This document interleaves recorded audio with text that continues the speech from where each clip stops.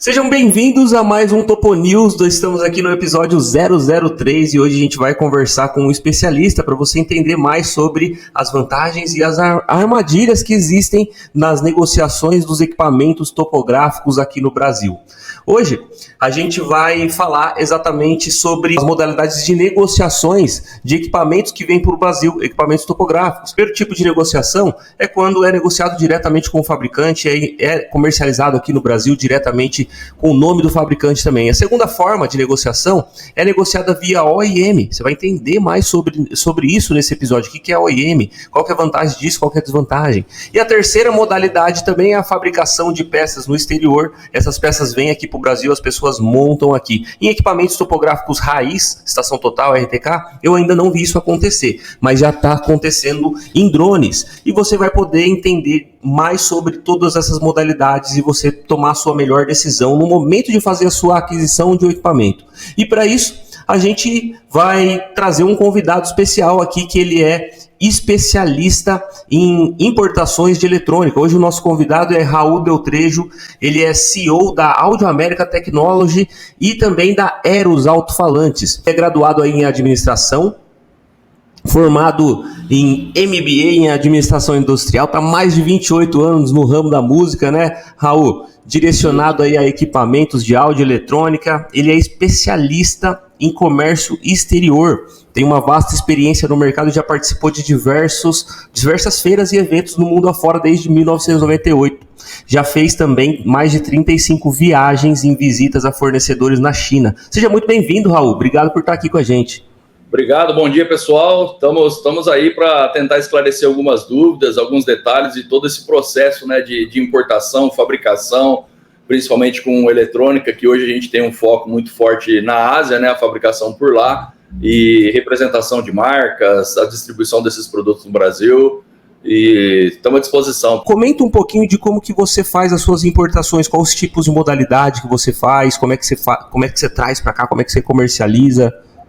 Hoje essa questão da facilidade da logística, né, acho que principalmente com o advento aí da pandemia e o pós-pandemia, ficou muito fácil, né, pelos agentes asiáticos principalmente, em despejarem toda a sua produção em outros mercados. No caso aqui, nós como Brasil, América Latina, e que a gente adora um bom negócio, né, literalmente como a gente chamava, um negócio da China. E isso pode sair muito caro, porque dentro da modalidade você tem a distribuição e representação de marcas internacionais que tem o seu know-how, tem todo o seu expertise na fabricação, em aquisição de componentes eletrônicos de qualidade, para ter um produto de segurança, viável, durável, e com uma marca renomada por trás, que se acaba tendo uma distribuição oficial, no caso a gente falando aqui de Brasil, e as outras modalidades, né, que aí acho que poderíamos citar aqui a questão... Raul, na prática, esse tipo de representação comercial diretamente de uma empresa que já tem um know-how, como você mencionou, você pode trazer o exemplo da Eros mesmo. A Eros é internacional ou é do Brasil? Não, a Eros são empresas nacionais, 100% capital nacional, e a Eros ela vai nem um paralelo, eu acho que é um antagonista nisso. Nós consumimos praticamente 90% da nossa matéria-prima é importada, mas a fabricação é aqui nacional. E no caso da Audio America, que representa a marca Standard, a marca de áudio aí com 51 anos de mercado, a gente teve um histórico de fabricação toda no Brasil, e a partir dos anos 2000 aí, com a migração, né, da produção de eletrônica para o sudoeste asiático, China, Indonésia, Tailândia e tudo mais, até pela fabricação dos componentes. Muitos dos componentes eletrônicos não existem mais a fabricação no Brasil há muito tempo. Então, essa migração da parte eletrônica, no caso, por exemplo, uma caixa de som, a placa de amplificador, placa de voltagem, placa de pré-amplificador, equalizador, são todas produzidas fora quase que por obrigação, porque nós não temos esses componentes aqui. Então, na sua opinião, por que migrou tudo para a Ásia lá e não é feito aqui no Brasil? O que acontece? Então, justamente eu acho que pela a força que eles sempre tiveram, né? Isso um histórico aí de componentes japoneses pós-guerra e o desenvolvimento disso, e a incapacidade do Brasil em termos de custos industriais de acompanhar essa indústria, no nosso caso, que a gente importava todos os componentes e fabricava essas placas todas 100% aqui no Brasil. Então, nos anos 2000, aí, começo dos anos 2000, a gente migrou isso e mantendo o desenvolvimento dos produtos, todo o laboratório, pesquisa, desenvolvimento, feito aqui por nós mesmos, né? Nós mantemos esse know-how, nós temos o desenvolvimento próprio e fabricando com parceiros fora do Brasil. Então, são projetos nossos produzidos fora. O que leva aí acho que é o caso da sua pergunta de que, e quem não faz isso? Quem faz o quê? Acho que a gente acaba caindo no caso do OEM. O OEM, o que é? É o seu produto não só fabricado por um terceiro, que é o nosso caso, a gente desenvolve e o terceiro fabrica para a gente em muitos casos. Mas aquele que o pessoal vai lá fora, numa feira, visita, acha um produto, faz o label, né? Faz só a etiqueta dele e traz esse produto para vender para cá. E esse produto é um produto genérico, é um produto que assim como ele comprou, então ele tem o cliente, ele tem a marca A, B, C, e a hora que você vai ver o produto é todo o mesmo. Ele só está etiquetando esse produto e trazendo para cá. E isso traz um risco, porque você não sabe qual a garantia que esse produto está sendo efetivada nessa negociação, qual a garantia de qualidade, de homologações que isso está sendo feito. Então isso vira uma incógnita, né? Qual foi a negociação que a pessoa fez com o fabricante para poder trazer isso, né? O primeiro que você acabou de explicar, que você faz um projeto, você manda para fora para produção e aí você traz para cá de novo, você faz a fabricação de fato. Isso é uma negociação que é sua fabricação própria. Você só terceirizou a mão de obra para alguns componentes, é isso? Isso, num ponto de vista é bem isso, porque todos os parâmetros desse produto são estipulados por nós. Por exemplo, no nosso caso, que sonoridade o alto-falante tem que ter, qual a potência do amplificador, que tipo de pintura, que tipo de acabamento e tudo mais, né?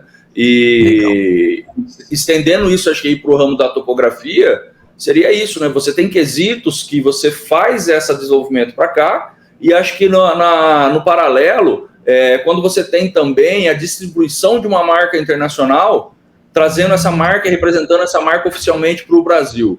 Você tem todo o suporte, o respaldo dessa fábrica que já fez esse desenvolvimento e além de uma garantia de um pós-venda, de uma assistência, de atualização do produto, que você está linkado com uma marca de renome internacional, não só no Brasil, né? Tem um escritório de distribuição. Não, isso é muito importante. É isso que eu gostaria que as pessoas se atentassem, que é o que você falou. Quando a pessoa traz via OEM, ele vai lá e coloca o selo dele, coloca a marca dele, muda, às vezes pode mudar a cor, pode mudar essas características no OEM? Pode, você vai trazer, não, eu quero meu produto amarelo, verde, vermelho, mas o produto em si é o mesmo. A parte de circuito, a parte de desenvolvimento, a parte de características técnicas dele não vai mudar nada. Então, o cara está comprando... Seria genericamente falando, o cara está comprando um produto enlatado. Ele comprar aquele ou comprar o do vizinho dele, vai dar a mesma coisa. Vai dar mesmo. A gente tá tendo um caso desse aqui no Brasil, alguns casos, na verdade, de pessoas que importam equipamento via OEM mesmo, e quando dá garantia, as pessoas estão sofrendo com isso, e estão sofrendo com o software também que controla o equipamento. Então tem um software que faz a parte de gerenciamento de campo lá, de coleta de dados e tal, e aí esses caras, eles estão trazendo o equipamento de uma marca, mas estão usando o software de outro, e aí a outra marca atualiza o software e já não comunica. Então quem está se ferrando no final das contas é o próprio cliente, que não tinha essa noção do que é OEM, né? Eu acho que aí, Rafael, acho que a gente pode colocar dois aspectos fundamentais nessa situação. Um é a questão da atualização, né? Uma possível atualização. O cara fazendo esse mix aí de produto de uma marca com software de outra, primeiro, tem a questão se esse software é licenciável ou não. Porque se for licenciável, você já começa a ter um risco aí de quebra, não digo de patente, mas de autorização de uso e tudo mais. E o segundo é a questão da garantia do pós-venda. Você tem um produto de valor agregado relativamente alto, é um bem durável, né, o equipamento da topografia, e você tem um valor investido considerável que, se der qualquer problema, e aí? Você procura quem? Qual é a rede de assistência técnica? Quem é o importador responsável por isso? E é pior ainda quando se faz uma importação independente. Eu entrei lá no canal virtual, achei um preço bacana e comprei. É aquele tradicional conhecido do barato sai caro, né? Quais são as armadilhas que o cara enfrenta ao fazer isso? E uma grande armadilha, que aí por falta talvez de conhecimento do público consumidor, é fazer uma compra dessa de valor agregado alto internacional, achando que fez um grande de um negócio, não, mas se não der certo ou não funcionar, eu devolvo, eu tenho 7 dias para devolver, ou isso, aquilo. Gente, isso são regras do PROCON, isso são leis brasileiras.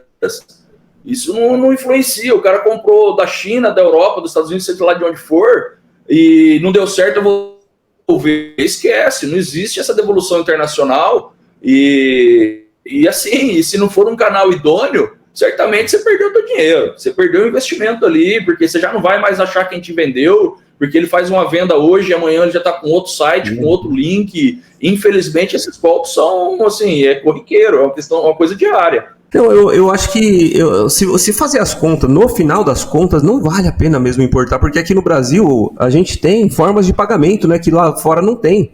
Até eu fiz um podcast. A importação, quase que invariavelmente, ela é feita à vista ou antecipado, que é pior ainda, né? Que aí o risco de um golpe é pior. Não estou falando nem de um produto de baixa qualidade, sem assistência, sem pós-venda. Aí é o golpe mesmo. Infelizmente, o golpe virtual hoje é uma rotina no nosso dia a dia, né? Exatamente. Que acaba sendo uma armadilha. Então, eu acho que a gente tem um mercado aqui brasileiro muito, muito bom. Muito, muito interessante no nosso ponto de vista aqui de consumidor mesmo. Eu estava conversando com um cara que ele é topógrafo na Europa, ele trabalha na Irlanda, e lá os equipamentos deles, custa cerca de 30 a 40 mil euros. Só que só tem que pagar à vista. Não tem 2 vezes. Não tem 36 vezes igual a gente faz. Não tem 60 vezes igual a gente faz. Não existe isso. Eu falei, rapaz, vale a pena você vir aqui pro Brasil, comprar aqui, parceladinho, pagando em euro, que fica baratinho para ele, e voltar lá com o equipamento ainda. Essa condição do pagamento parcelado, né, no carnezinho, que o pessoal fala e tudo, é uma condição de negociação muito brasileira, né? Mesmo nos Estados Unidos, agora, há pouco tempo, que começou a fazer algumas parcelas e alguns produtos, e algumas negociações. Isso é um típico da negociação brasileira. Que dica você tem para o cara quando vai fazer a aquisição dele? Como que dá para avaliar, na sua opinião, Raul? Tipo assim, como é que eu vou saber se é OEM, se é fabricado, se é o direto do fabricante, se o cara montou aqui? Como que o cara poderia avaliar isso? Eu acho que nesse caso, acho que levando para esse mercado da topografia, o produto em si às vezes é muito parecido, né? No caso, como você vai trazendo para nós uma caixa de som? Para quem não conhece, o cara olha ali, é tudo igual. É uma caixa com alto-falante, uma telinha, tem as funções atrás e tudo mais. Mas espera aí, o gabinete é o mesmo, as construções é a mesma, só mudou a corzinha, só mudou uma etiquetinha, só mudou a caixinha da embalagem. A marca. É fundamental aquilo. Quem traz isso e quem representa legalmente isso no Brasil? Acho que essa empresa está estabelecida no mercado. Infelizmente, a gente vive aí uma questão de muitos aventureiros, em vários mercados. Então, essa empresa está estabelecida, há quanto tempo está estabelecida, quem são os representantes, quem são os distribuidores dela no Brasil, qual é a marca que ela representa? É uma marca aí que o cara fez lá, a marca ABC, e colocou no mercado, ou não, é uma marca internacional que está sendo representada aqui por uma empresa idônea, uma empresa séria, de respeito e tudo. Acho que esse é o principal, porque eletronicamente, ou em termos de circuito, vai ser muito difícil, né, o consumidor identificar isso.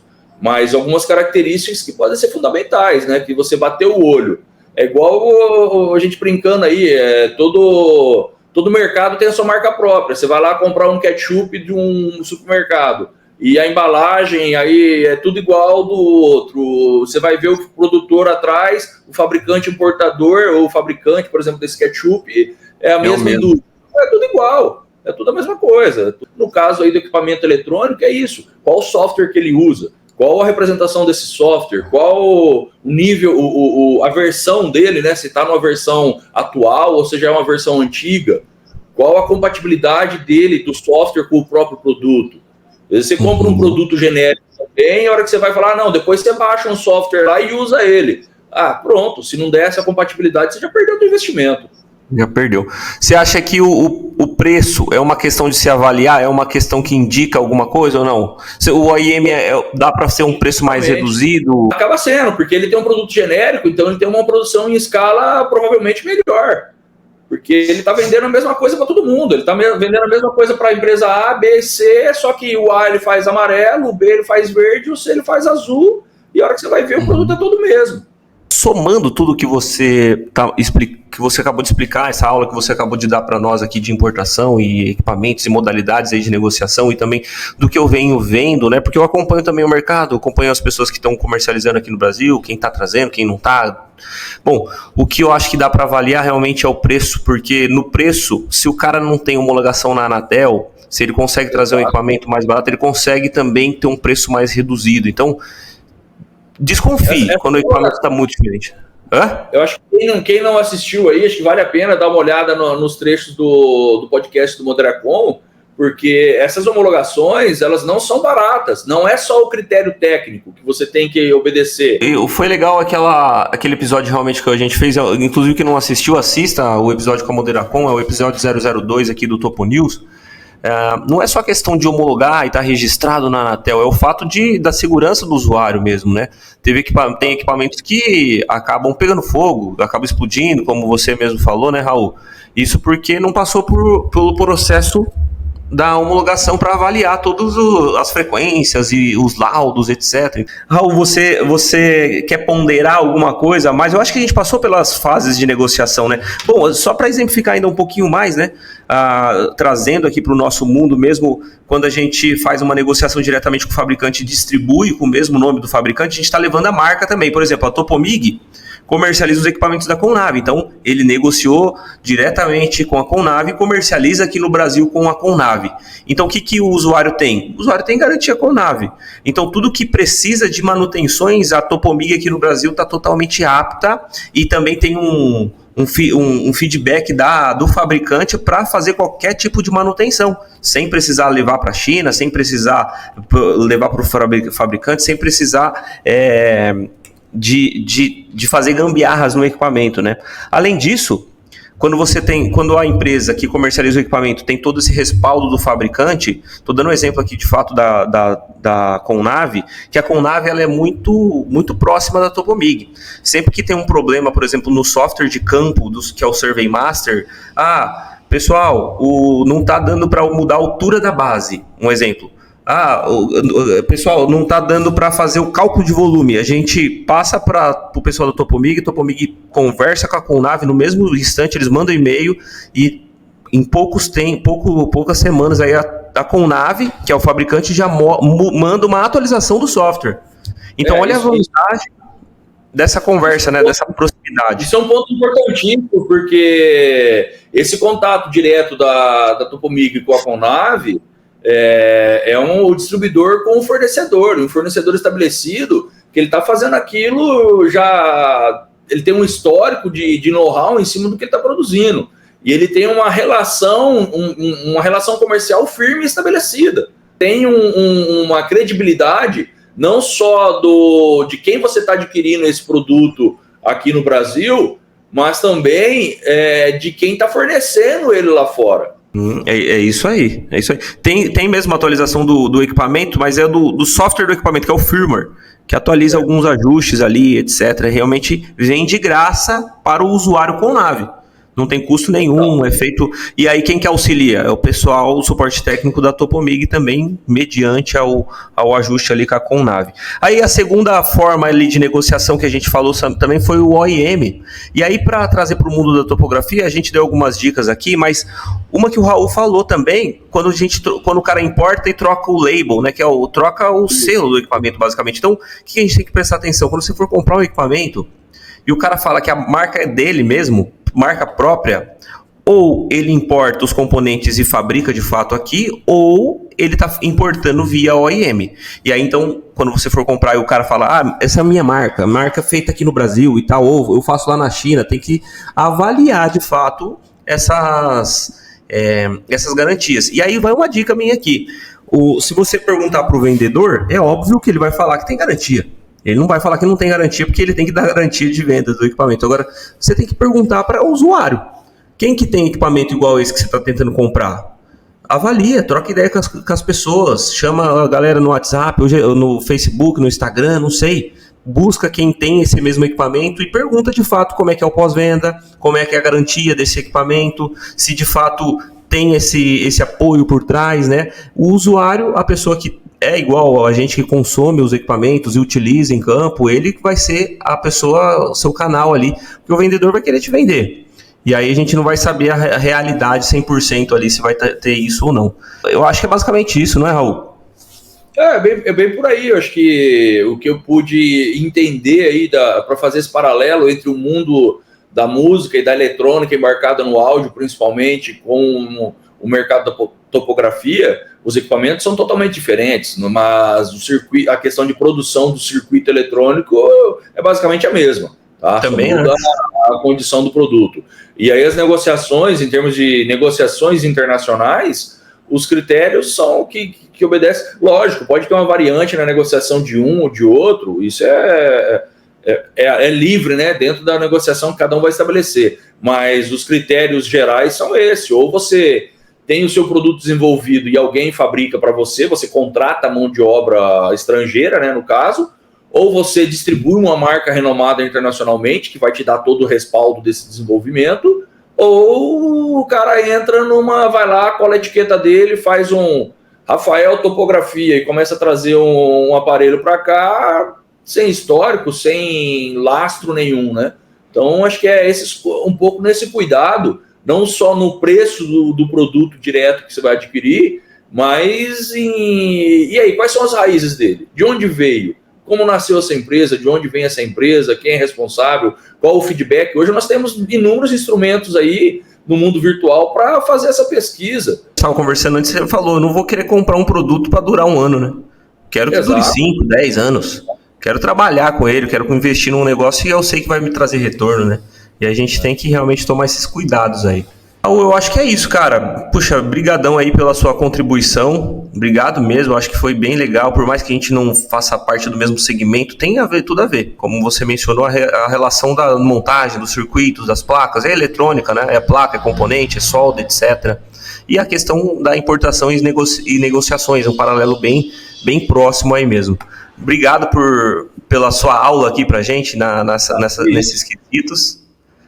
E acho que é isso, um pouco aí, só agradeço a oportunidade de poder trazer um pouco do esclarecimento, apesar de não entender nada de topografia, mas de eletrônica e de fabricação a gente conhece um pouco. Então acho que tentar elucidar um pouco mais para esse mercado, né, para os clientes aí da Topomig e os clientes, todos os usuários, né, de equipamentos de topografia em geral, para que tenham um pouco mais de conhecimento, né? Então acho que isso é muito válido. Conhecimento nunca é demais. Exatamente, é bem isso, não pode parar de querer consumir conhecimento.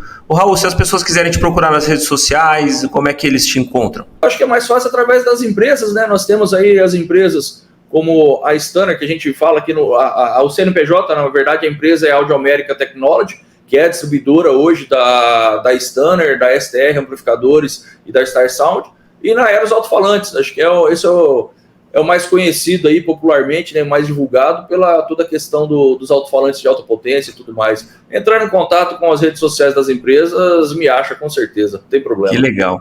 E você que não me segue ainda no Instagram, é @rafael.topografia com você. Raul, obrigado mais uma vez. Galera, quem gostou desse episódio, deixa um joinha aí, manda esse episódio para mais pessoas poderem descobrir e entender mais sobre as formas de negociações aqui no Brasil e ficar esperto com as próximas aquisições. Raul, brigadão, um abração, tamo junto. Obrigado pela audiência, turma. Valeu, até mais. Até mais, tchau.